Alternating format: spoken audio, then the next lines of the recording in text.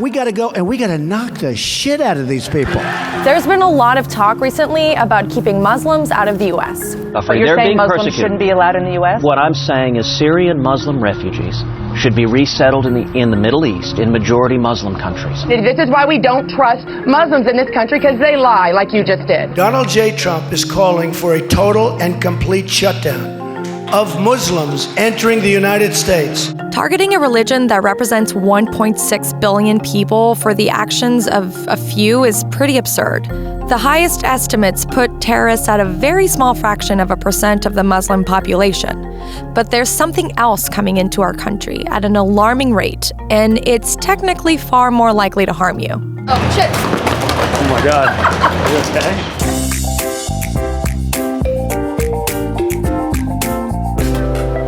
Hoverboards are invading the country from overseas, and we're welcoming them with open arms. According to eBay, they're selling one every 12 seconds. Here are bot bros dancing to What Do You Mean on hoverboards. It's like a Segway without the handle, right? I mean, somewhat. Yeah. This is way too fast.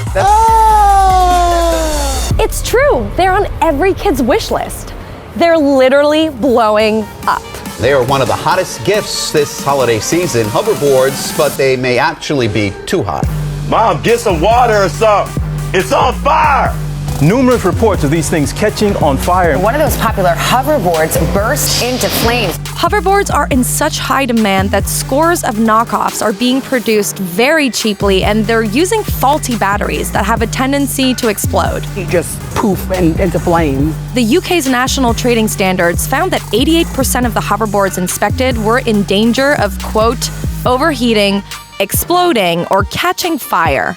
That means, statistically speaking, hoverboards pose a far greater danger to us than Muslims do. Obviously, these two issues are very different, but the point here is simple. Not only is it draconian and immoral to ban Muslims, it's illogical too. But what do everyday people here in New York City think? What do you guys think about the people who want to, have concerns about Muslims coming into the country and want to fight terrorism that way? Well, I don't think that's the fair way to go about it. I wouldn't generalize a whole religion based on a few people's actions.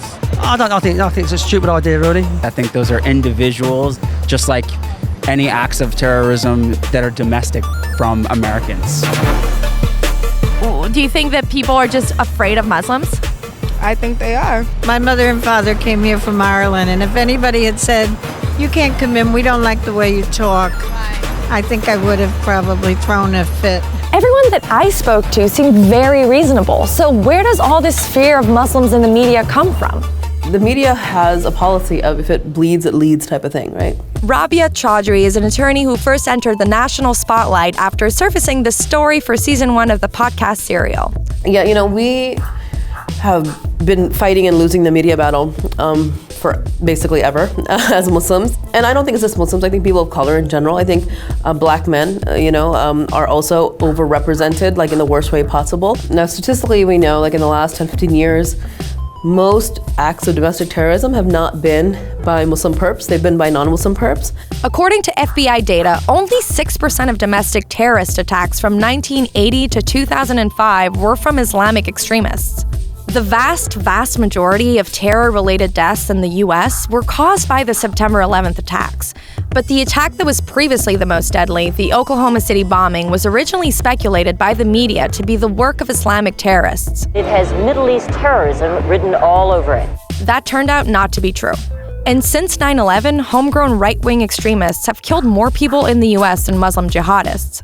I think any Muslim who has any kind of public profile, does any kind of public speaking, the automatic assumption is that this person somehow represents all Muslims. At the same time, though, if that person condemns terrorism, it's not accepted as all Muslims are now condemning terrorism. Right. The goal of terrorism is to create instability. Banning an entire category of people based on fear and ignorance only furthers that goal by breeding hostility. And just like how Muslims aren't terrorists, these things aren't even hoverboards, they're scooters. So let's stop repeating the stuff we hear on TV.